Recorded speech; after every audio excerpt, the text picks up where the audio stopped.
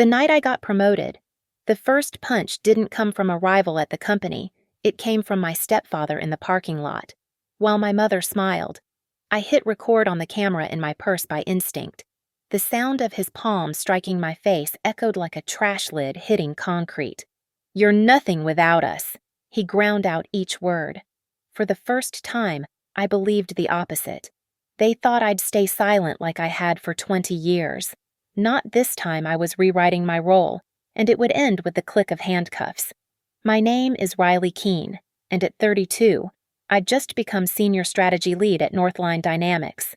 The promotion dinner at Pine and Steel should have been my night crystal glasses catching the light, colleagues raising toasts, the weight of success finally settling on my shoulders. Then Dale and Elaine Mercer walked through the restaurant door at 8:45 p.m. "Look at our successful daughter." Dale's voice cut through the ambient jazz. His work boots left mud prints on the polished floor. Construction dust still clung to his Red Bear contractor's jacket. "Senior strategy lead, fancy." My mother's smile was practiced, the one she wore at church functions. "We wouldn't miss celebrating with you, Riley." Jada Quinn from PR gripped my wrist under the table. Miguel Hart shifted in his seat, recognizing predators when he saw them.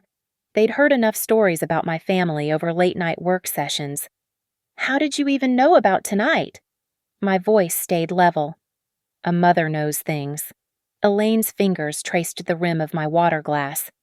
"Besides, family should share in success, especially when that success owes so much to family sacrifice." The word sacrifice hung between us like a blade. Dale ordered whiskey, charged it to my tab without asking. 15 years I kept a roof over your head, fed you, clothed you. Now you're making what 6 figures time to pay back the investment. "I paid you back by surviving," I said quietly. The restaurant sounds forks on plates, muted laughter. Ice in glasses seemed to amplify. Dale's jaw worked like he was chewing tobacco. "Outside. Now. We need to discuss family obligations." In the parking lot, sodium lights turned everything yellow sick.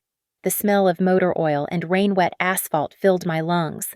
My purse hung heavy on my shoulder, the mini camera inside already recording a habit born from years of being followed, threatened, gaslit. 15,000. Dale blocked my path to my car. "You can afford it with your fancy promotion. Call it a family loan." "No." The first slap snapped my head sideways. The second came backhanded, catching my lip against my teeth. I tasted copper. When I tried to move past him, his fist connected with my ribs, not hard enough to break. He knew exactly how hard to hit to leave marks that wouldn't show through clothes. "You're nothing without us," he said, each word deliberate. "Everything you have, we gave you. You owe us." Through the tears blurring my vision, I saw my mother standing by their truck. The parking lot lights caught her face perfectly. She was smiling, not nervous, not forced, a genuine smile, like watching her favorite show. I drove myself to Ruston Falls General ER at 11:20 p.m. Purse still recording. The triage nurse took photos of my split lip, the spreading bruise on my cheekbone. Dr. Martinez cleaned the cuts, documented everything. "You should file a police report," she said, voice gentle but firm. "This isn't the first time I've seen injuries like these." I hesitated. 20 years of conditioning whispered to stay quiet. Don't make waves. Family problems stay in the family. That night in my apartment, I played back the recording. Dale's voice. "You're nothing without us." My mother's silence. The smile I could hear in her breathing. For the first time in my life, I believed the opposite was true. The gaslighting started before sunrise. My phone buzzed at 5:30 a.m. "Aunt Carol, your mother told us what happened. How could you attack Dale when he came to congratulate you? By 6:15 a.m. The family group chat exploded. Cousin Marcus.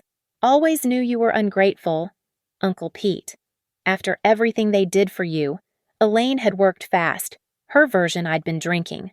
Stumbled in the parking lot. Blamed Dale when he tried to help me up. She'd posted on Facebook, complete with prayer hands emoji. "Pray for our daughter Riley. Success has gone to her head. She's making terrible accusations against family.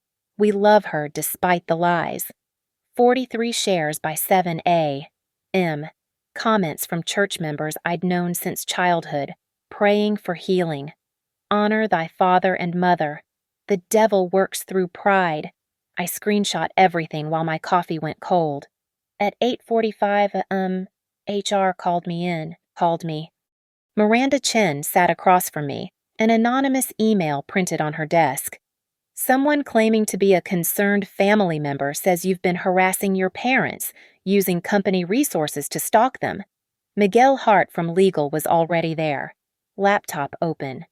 Before we proceed, Riley, do you have any documentation regarding last night's incident? I set my phone on the table. Hit play. The slap echoed in the conference room.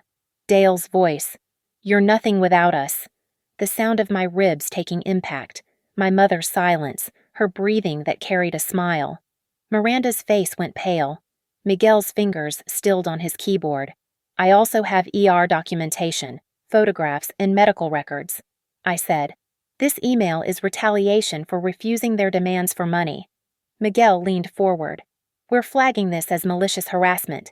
It is tracing the IP address. Riley, you need a lawyer. Now.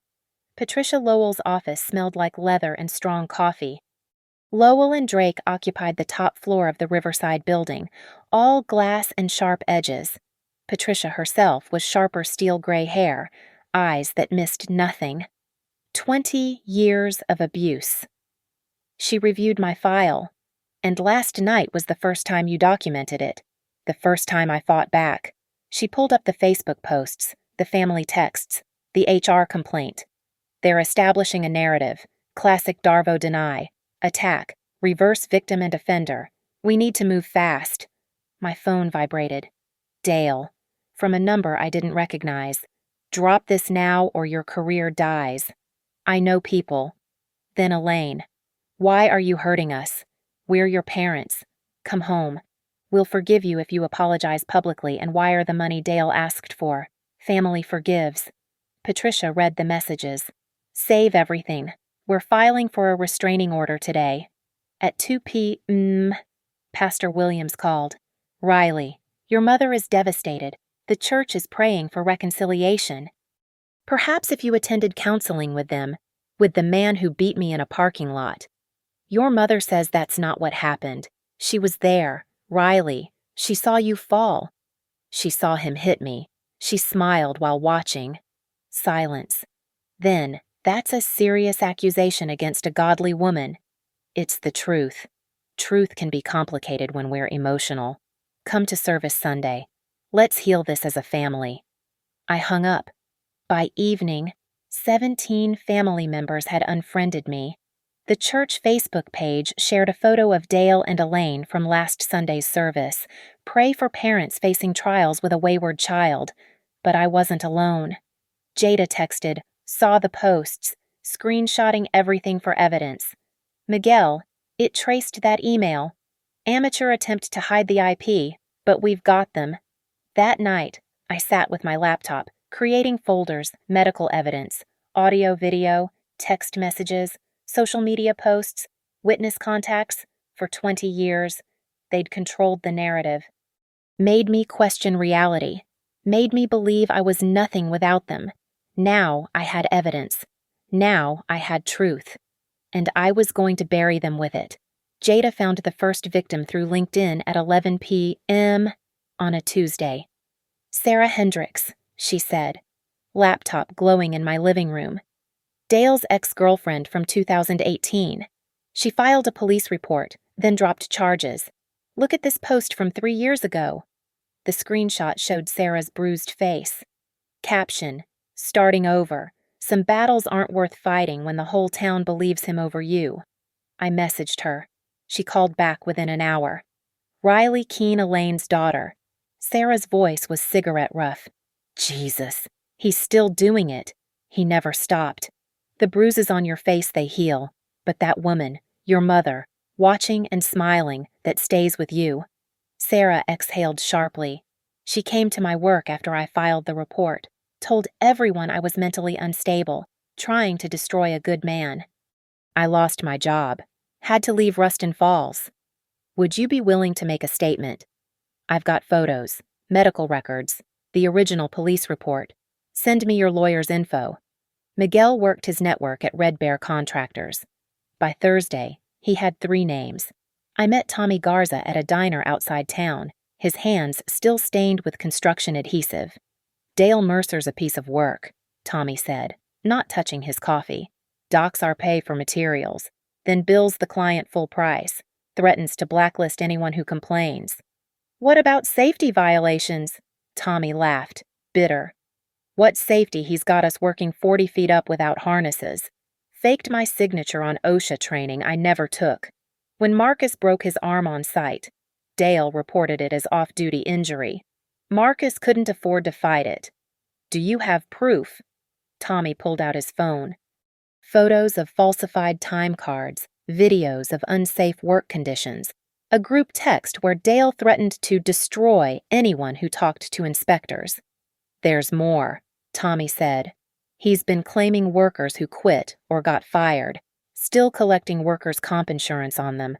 Ghost employees. I kept copies of everything before he fired me. Patricia's eyes lit up when I showed her the evidence. Insurance fraud, federal crime, this is golden. But the pattern went deeper. Jada tracked down former neighbors, church members who'd left suddenly, a contractor who'd partnered with Dale briefly. Same story, Jada said, surrounded by notebooks. Dale explodes. Elaine smooths it over, makes the victim look crazy. They've been running this con for 15 years. Mrs. Chin, from 3 houses down, had kept a journal. Dale keyed my car when I complained about his music. Elaine told everyone I was racist against white people, imagining threats. We're Taiwanese, been here 40 years. But suddenly we're the problem. We moved. Robert Drake, Dale's former business partner, he embezzled 30 grand. When I tried to sue, Elaine started rumors about me and my secretary. My wife almost left me. I dropped the suit just to make it stop. Every story had the same ending. Dale attacked. Elaine smiled and lied. Victims gave up. Patricia spread the evidence across her conference table. We've got a pattern of behavior spanning 15 years. Assault, fraud, extortion, defamation.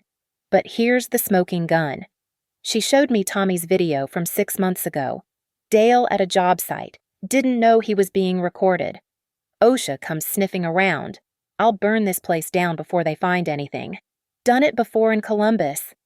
Arson threat and admission, Patricia said. Plus the insurance fraud. The Department of Labor will be very interested. I studied the wall of evidence. What about my mother? She's the one who makes it all work. Dale's just a blunt instrument. She's the one who smiles while lives get destroyed. Conspiracy, aiding and abetting, defamation with malicious intent. Patricia's smile was sharp. The smile you described. That's consciousness of guilt. She knew exactly what she was doing. My phone buzzed. Another unknown number. You think you're smart, digging into the past, but you don't know everything. Stop now, or everyone will know what you did in college. I almost laughed. They were threatening me with my own history. The eating disorder I'd already been open about at work. The therapy I'd needed after years of their abuse. They're getting desperate, Patricia observed. Good. Desperate people make mistakes. That night, I compiled everything into a secure cloud folder. 15 years of victims, dozens of crimes, a clear pattern of predatory behavior. Dale thought his fists made him powerful. Elaine thought her church reputation made her untouchable. They were about to learn what real power looked like, truth, evidence, and the law. The surveillance started on a Monday at 3:12 a.m. My phone buzzed with a notification from the doorbell camera. A figure in the hallway, hood up, standing perfectly still, just standing there, watching my door. By 3:45 they were gone. Tuesday, same time. This time, I could make out Dale's boots beneath the hoodie. Wednesday, he tried the doorknob. I called the police each time. He hasn't done anything illegal. Officer Bryant explained. Standing in a hallway isn't a crime, but document everything. Thursday brought a new escalation. HR called me in at 9 a.m. We've received another complaint, Miranda said, looking exhausted. This time, they're claiming you've been downloading proprietary client data to sell to competitors. Miguel was already there with his laptop. I've pulled every access log for the past 6 months. Riley hasn't accessed anything outside her project scope. But look at this. The complaint includes screenshots of files Riley supposedly downloaded. Those are fabricated, I said, studying the images. The timestamps are from when I was in meetings with 20 witnesses.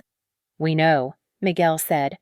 But whoever is doing this is getting sophisticated. They've hired someone with technical knowledge. Or they think they have? Miguel added. The metadata on these screenshots shows they were created yesterday, not on the dates claimed. Amateur hour, but aggressive. That afternoon, 3 clients called asking why I'd contacted them about investment opportunities. Someone was spoofing my email, trying to make me look like I was running scams on the side. Patricia filed harassment charges. The restraining order hearing was set for the following week, but Dale and Elaine weren't waiting. Friday at 2:30 p.m., security called me down to the lobby. There's a woman here claiming to be your mother. Says it's a medical emergency. Elaine stood there in her best church dress, tears streaming. Riley, please. Dale's in the hospital. Heart attack. He's asking for you. He wants to apologize before. She sobbed dramatically. Security had already called Miguel. He arrived with his phone recording. Mrs. Mercer, he said calmly. If this is a medical emergency, Riley can verify with the hospital directly. I called Ruston Falls General, then Regional Medical, then every hospital within 50 miles. No Dale Mercer admitted anywhere. How could you? Elaine's tears dried instantly. Your father is dying and you're playing games. He's not my father, and he's not dying. This is witness intimidation before the restraining order hearing. Her mask slipped completely. The church lady facade cracked, showing something reptilian underneath. You always were too smart for your own good, but not smart enough. Drop the restraining order, or your career dies. I promise you that. Security escorted her out. Miguel had it all on video. Saturday night, 11:48 p.m. The pounding started. Dale at my door, drunk, screaming. You fucking bitch. You think you're better than us. I made you. Everything you are. I called 911 while recording through the doorbell camera. Dale kicked the door hard enough to crack the frame. Open up. We need to talk about respect. The police arrived in 12 minutes. Longest 12 minutes of my life. Mr. Mercer, step away from the door. Officer Bryant again, hand on his weapon. This is a family matter. Dale slurred. Just talking to my daughter. Sir, you're drunk. You've damaged property, and you're disturbing the peace. You need to leave. Dale took a swing at Officer Bryant. Bad decision. They arrested him for assault on an officer, public intoxication, and property damage. I provided the doorbell footage, the audio of threats, documentation of the week's harassment. This is enough for an emergency protective order, Officer Bryant said. The criminal charges will strengthen your restraining order case. Sunday morning, Elaine texted from multiple numbers. You had your father arrested. You're dead to us, but not before we destroy you. Then, I know about the abortion sophomore year. Everyone at church will too. Then, your boss will get photos from your party days. Then, remember when you stole from the grocery store at 15? We have video. Each threat more desperate. Each one screenshotted and forwarded to Patricia. She's panicking, Patricia observed. Dale's in custody, bail hearing Monday. Their house of cards is falling. But I wasn't sleeping, wasn't eating. The hypervigilance from childhood had returned full force. Every sound in the hallway made me freeze. Every unknown caller could be them. Jada stayed over Sunday night. You're not alone in this, she said, setting up an air mattress in my living room. They want you isolated. That's how abusers work. At 2 a.m., we ordered pizza and reviewed the evidence folders. Criminal charges against Dale. Civil suits prepared. Department of Labor investigation ready to file. You're going to win this, Jada said. For the first time in my life, I believed it. Patricia's conference room looked like a war room by Monday afternoon. Whiteboards covered with timelines, evidence boxes labeled and cross-referenced, 3 laptops running simultaneously. We're going to destroy them legally, she said, laser pointer hitting each element. 3-pronged attack, criminal, civil, and regulatory. Miguel had joined us, along with Jada and a forensic accountant Patricia brought in. We mapped out the strategy like a military operation. Criminal charges, Patricia began. Dale's already facing assault on an officer, property damage, and public intoxication. We add the assault on Riley, violation of the emergency protective order, and witness intimidation. The video evidence is undeniable. Elaine? I asked. Conspiracy to commit assault, criminal harassment, defamation with intent to harm, and filing false reports. The HR complaints alone show malicious intent. Miguel pulled up his laptop. Civil suits are ready.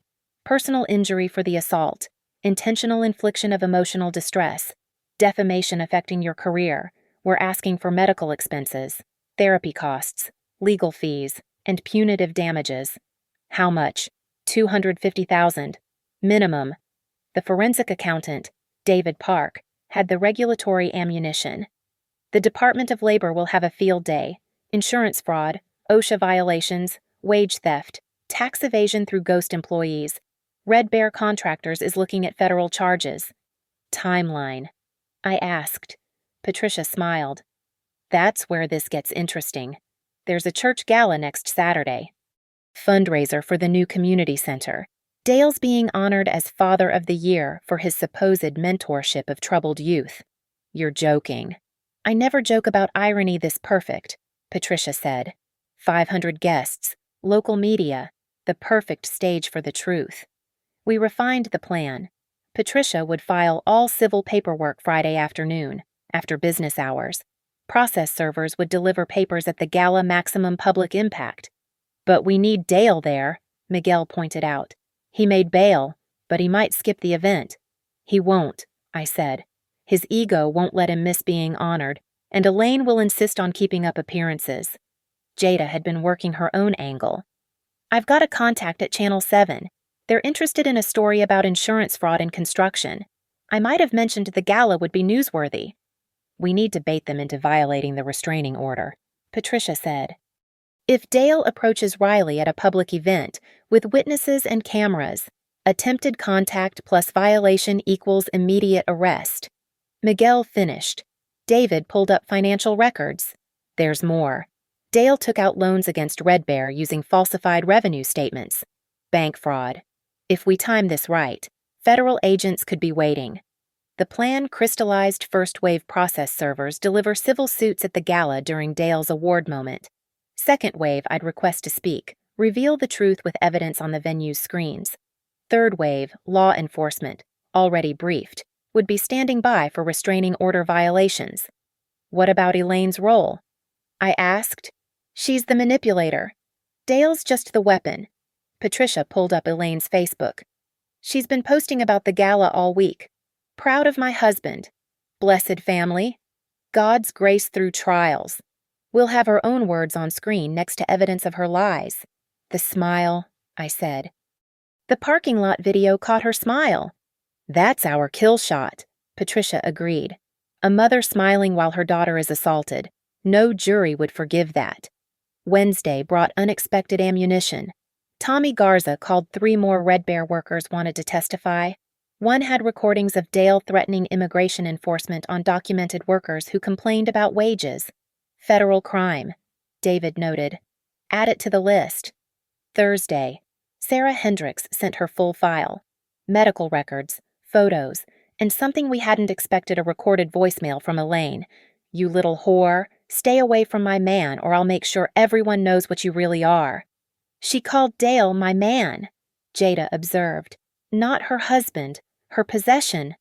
The pieces were falling into place. Years of evidence. Dozens of victims, multiple agencies ready to act, but Patricia wanted one more thing. Riley, I need you to write a statement. Not accusations, just facts. Timeline of abuse, impact on your life, your truth. We'll have copies ready for media. I spent Thursday night writing.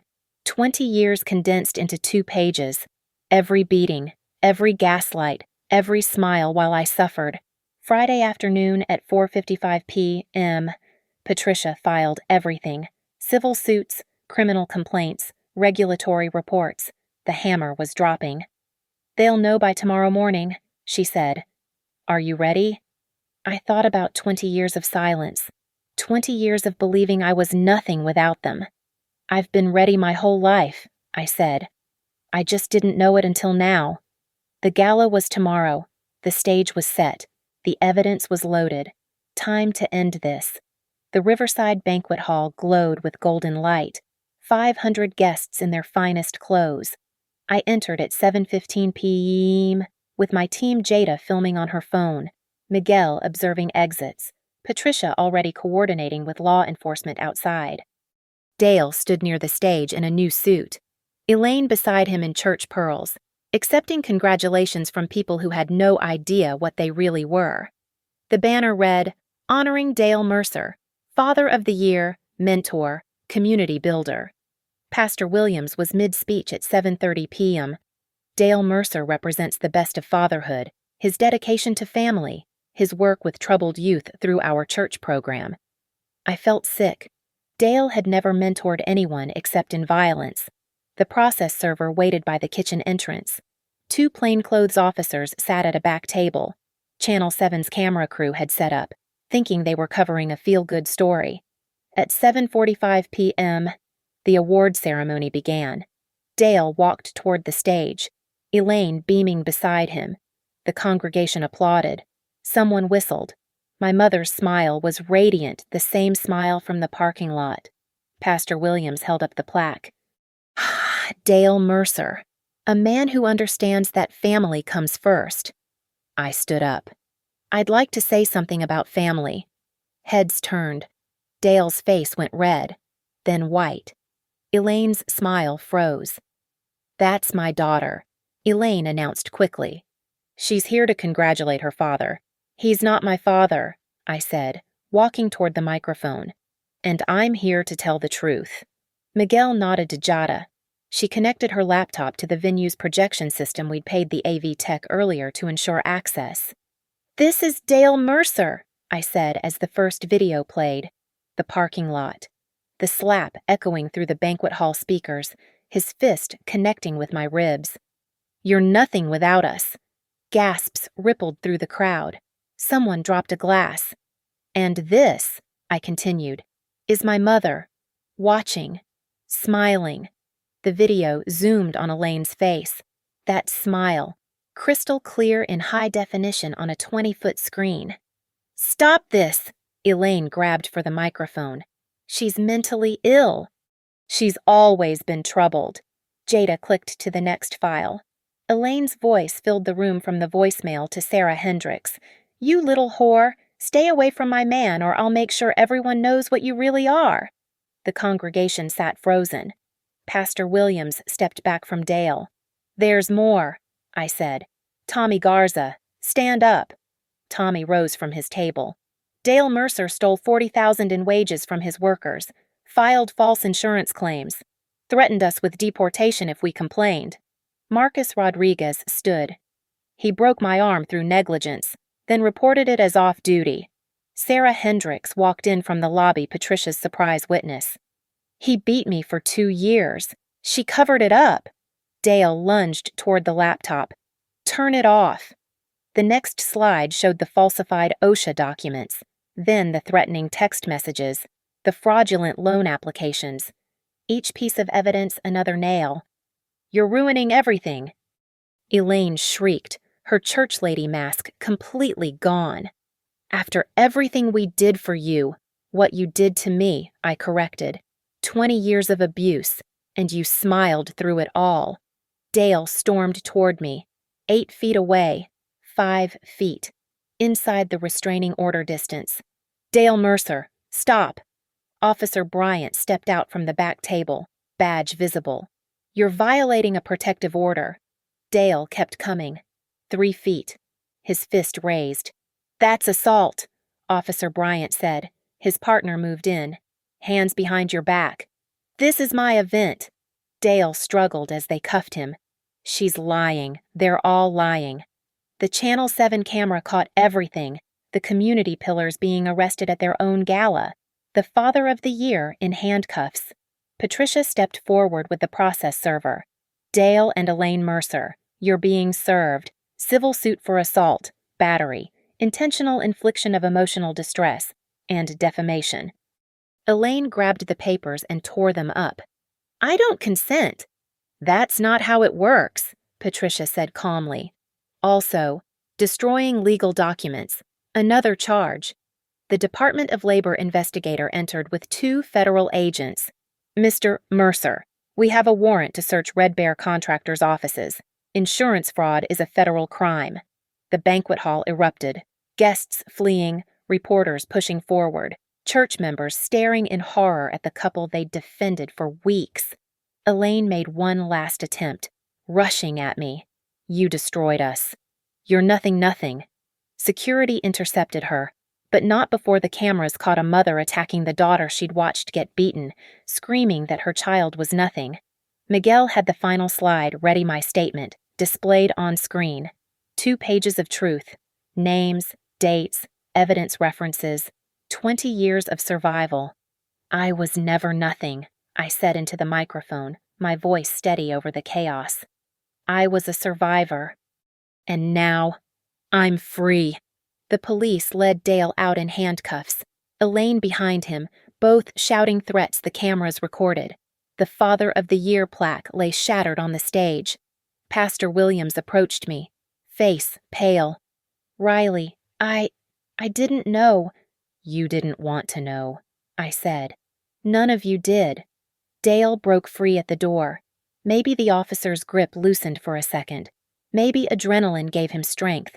But suddenly, he was charging back through the crowd, straight at me, spit flying from his mouth. "You fucking bitch, I'll kill you." The restraining order meant nothing to him now. 20 feet, 15, people screaming, diving out of his way. 10 feet. Officer Bryant and his partner tackled him 3 feet from the stage. Dale went down hard, face hitting the polished floor with a crack that echoed through the hall. "That's assault with intent, resisting arrest, violating a protective order with violence." Bryant listed, pinning Dale's arms. "You just bought yourself federal charges." But Elaine had moved too. While everyone watched Dale, she'd grabbed a champagne bottle from a table. She raised it high, aimed at my head. "You destroyed everything." Security guard James Washington, 6'4", former Marine, caught her wrist mid-swing. The bottle shattered on the floor, champagne and glass everywhere. "Ma'am, that's attempted assault with a deadly weapon," he said, holding her until police arrived. The Channel 7 reporter pushed forward with her microphone. "Ms. Keene, can you comment on—" "Not now," Patricia intercepted. "But we have prepared statements and evidence packages available." More sirens outside. Federal agents entering. The Department of Labor investigator was on his phone. "We need a full forensic team at Red Bear Contractors. Tonight." Dale was bleeding from his nose, still struggling on the floor. "This is your fault," he screamed at the guests. "You're all witnesses. She provoked me." Entrapment. "Sir, you charged at her in front of 500 witnesses and 2 cameras," Officer Bryant said, pulling him up. "That's not entrapment. That's stupidity." They dragged him toward the exit again, his feet barely touching the ground. But Dale had one more card to play. "She's not even mine," he shouted. "Tell them, Elaine, tell them whose bastard she really is." The hall went silent. Even the police stopped. Elaine's face went white, then purple. "Shut up, Dale." 20 years raising another man's brat. Dale laughed, manic now. "And you made me pretend—" "Shut up!" Elaine lunged at him, nails out, attacking the man she'd stood beside for 2 decades. The officers had to separate them, husband and wife, trying to tear each other apart in front of everyone they'd fooled for years. None of that matters, I said into the microphone, my voice cutting through the chaos. Whoever my biological father was, Dale chose to abuse a child for 20 years. Elaine chose to watch and smile. The crowd was frozen, some still filming, others crying. Pastor Williams sat heavily in a chair, head in his hands. Ms. Mercer, a federal agent stepped forward. You're under arrest for conspiracy to commit fraud, aiding and abetting assault, and criminal harassment. The handcuffs clicked onto Elaine's wrists. The sound was beautiful metal on metal, final and absolute. She looked at me one last time, and for once, she wasn't smiling. You're still nothing, she hissed. No, I said. I'm everything you tried to destroy and failed. They led her out, her church dress dragging through spilled champagne and broken glass. Dale was already in the squad car, his face pressed against the window, mouth still moving in threats no one could hear. The labor investigator approached me. Ms. Keene, we'll need your full testimony. The evidence you've provided, we're looking at dozens of federal charges. Red Bear Contractors is finished. Tommy Garza and the other workers were hugging, some crying. We're getting our money back, Marcus kept saying. They're finally going to pay. Sarah Hendricks found me in the chaos. You did it, she said, tears streaming. You actually did it. Channel 7 was live on air. I could hear the reporter. Shocking revelations at what was supposed to be an award ceremony.